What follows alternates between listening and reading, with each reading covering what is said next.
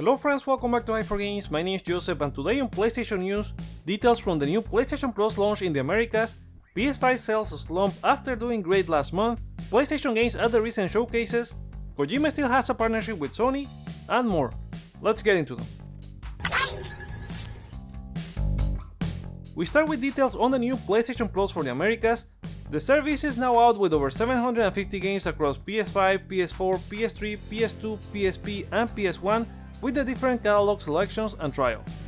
In the case you have Plus titles on your wishlist, the PlayStation Store will alert you to know you can access them with your subscription. For anyone with several years tagged on PS Plus, there seems to be good news as the fee limit to change to Extra is 100 and Premium is 150, regardless of how many years you have. That also means that if you're on Essential, you can stack on as many years of that, at least 3 or more, then switch to Extra or Premium and save some money. One of the new classics joining the service is Resident Evil Director's Cut. Added to all the regions, the new service is already out. They have been confirmed to be the 60Hz version, which is great, but sadly Resident Evil doesn't include trophy support as it's been the case for all third-party launches, only Sony published games have it. Hopefully they will be patched in the future, but who knows.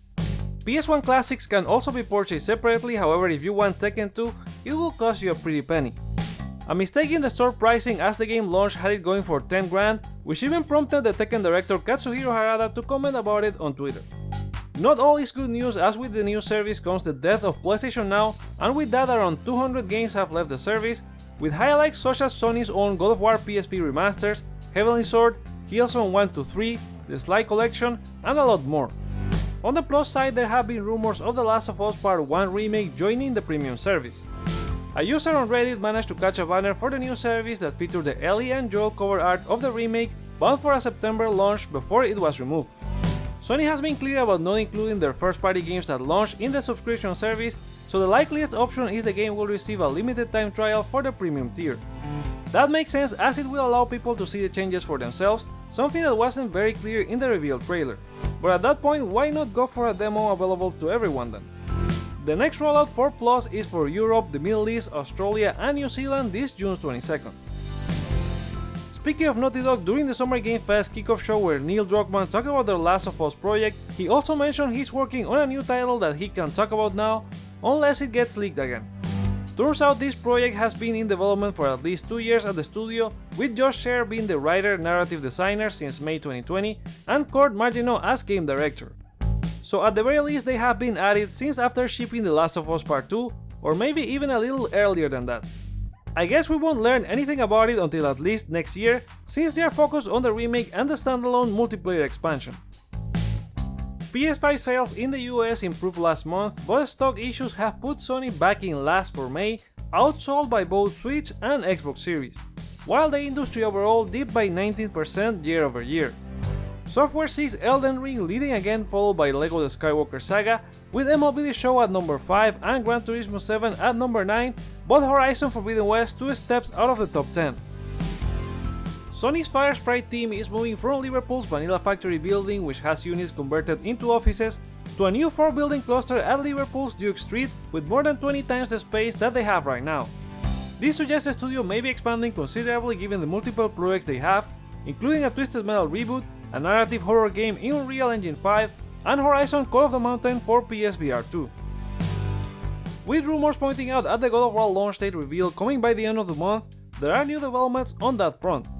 First, David Jaffe, director for the original God of War, tweeted that he heard from another Sony insider friend that God of War is no longer logged in for 2022, so right now it's 50-50 whether it will launch this year or not. Cory Barlog, director for the 2018 reboot, cheekily quoted the tweet, his first one since he stopped tweeting in March. The other news on this front is regarding apparel from an European store with a licensed PlayStation t-shirt scheduled to launch in October now. So fingers crossed we finally learn about the release in the next week so this can finally end. Now let's go through a lot of game announcements from all the recent showcases. First, over at Xbox, A Plague Tale Requiem was shown and still launching this year, but the official date announcement will be at the Focus Showcase on June 23rd. Overwatch 2 multiplayer will launch in early access this October and the game will be free to play. New expansions for The Elder Scrolls Online and Fallout 76 are coming to PlayStation on June 21st and September respectively. Flintlock: The Siege of Dawn is an action RPG about slaying gods, launching in 2023 for PS4 and PS5. Minecraft Legends brings action and strategy to PS4 and PS5 in 2023 as well. Diablo 4 looks amazing and brings hack and slashing to both PS4 and PS5 in 2023, despite some confusion the last gen versions were cancelled. Diablo General Manager Rod Ferguson talked about the game and promised it's a premium purchase game with cosmetic microtransactions, so hopefully not another Diablo Immortal. Persona 5 Royal, Persona 4 Golden, and Persona 3 Portable are also launching for PS5, but there's no mention of PS4 for P3 and P4. Wolong Fallen Dynasty is a Japanese dark fantasy action game from Team Ninja, also launching on PS4 and PS5 in early 2023. Naraka Blade Point, the Battle Royale hack and slash first revealed on PS5, still doesn't have a confirmed release date despite launching on Xbox next week. In the same Xbox event, Hideo Kojima appeared to announce he's working with Microsoft on an Xbox Cloud project, which seems to have PlayStation fans angry about it. After the event, the Twitter account for Kojima Productions tweeted regarding the issue, indicating they still have a great partnership with PlayStation. Quote-unquote fans are starting a petition for Kojima to cancel the game, with 1600 signatures as of the recording of this video, claiming that Kojima is betraying his loyal fans, and that not everyone has enough internet to stream games or money for a new console or PC. Please don't be like this, it's clear Kojima values his independence and being able to work with PlayStation, Xbox, or even Nintendo. Norman Reedus leaked Death Stranding 2, which will be on PlayStation, and you have Death Stranding games in the new PlayStation Plus. There's plenty of support from the studio toward PlayStation, so let him create what he wants. Regarding the announced game at the Xbox show, it's unclear if the leaked Overdose is the game he's working for Xbox, or if it's something related to Death Stranding, although insider Tom Henderson claimed it's likely to be the former. Let's move to the PC gaming show. Solstice is a fast-paced hack and slash game launching this September 20 for PS5. The Invincible is based on a 1964 Polish novel and will deliver a sci-fi thriller for PS5 at some point this year. Night Dive Studios and Warren Spector are still hard at work at the System Shock remake for PS4 and PS5, but the game still doesn't have a release date. Necrosoft Games is combining school life, tactical RPG, and horror in Demon School, which should be of interest to Persona fans. It launches for PS4 and PS5 in 2023. Saber Interactive showed a bit more of Warhammer 40,000 Space Marine 2 after it debuted at the Game Awards last year. It will be released for PS5 but has no launch window in sight. Deliver Us Mars, the sequel to Deliver Us the Moon, has you on a new sci-fi adventure to recover stolen colony ships this September 27 on PS4 and PS5. And Back Firewall brings a story about an OS that doesn't want to update in a tragic comedy with elements from Stanley Parable and Portal, set to launch for PS4 and PS5 later this year. Next is the Capcom Showcase. They promise new details on Street Fighter 6 will be revealed before the end of the year, with the fighting game launching on PS4 and PS5 in 2023. There was nothing on Dragon's Dogma like a sequel or anything, but they are holding another event for the 10th anniversary celebration this June 16. More gameplay from Exoprimal was shown, including details for the story, available modes and activities you will be able to partake, plus armor suits you can use and upgrade. It launches in 2023 for PS4 and PS5. Spoilers for Resident Evil Village next. The story for Village continues with Shadows of Rose, a story DLC that takes place after the end of the game where you play as Ethan's daughter. The main campaign is getting a third-person mode so you can play it like the usual Resident Evil games instead of first-person.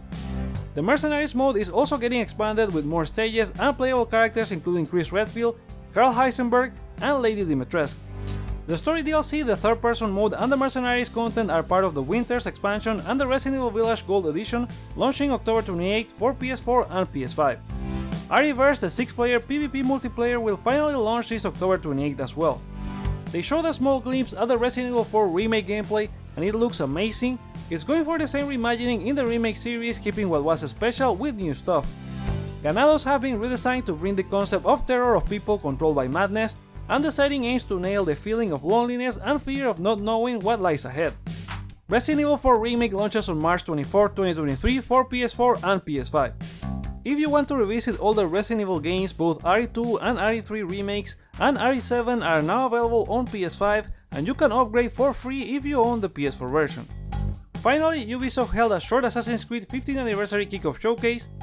Assassin's Creed Valhalla Year 2 of free content continues with festivals, an armory update, a mastery challenge, new tombs, and the Forgotten Saga brings a roguelite inspired mode, again free for all players. A standalone version of the Discovery Tour mode is available now for gamers and teachers who want to learn about historical events from the 9th century Anglo-Saxon and Viking culture. There was a reminder that the 60 FPS patch for Assassin's Creed Origins is out now, and they are having a free weekend from June 16 to the 20th, plus Valhalla is getting inspired tattoos and naval theme packs. And I give you an additional reminder that Valhalla is now in the catalog for PlayStation Plus Extra and Premium. The future of the series and more from the 15th anniversary will be revealed in another event this September. And those are all our stories for today on this episode of PlayStation News.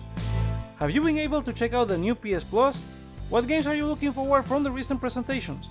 Are you excited about what Kojima has next regardless of the platform? Share your thoughts on any of these stories in the comments below, like or dislike to share your feedback, check out other videos you may enjoy while you're here, and consider subscribing for more PlayStation content.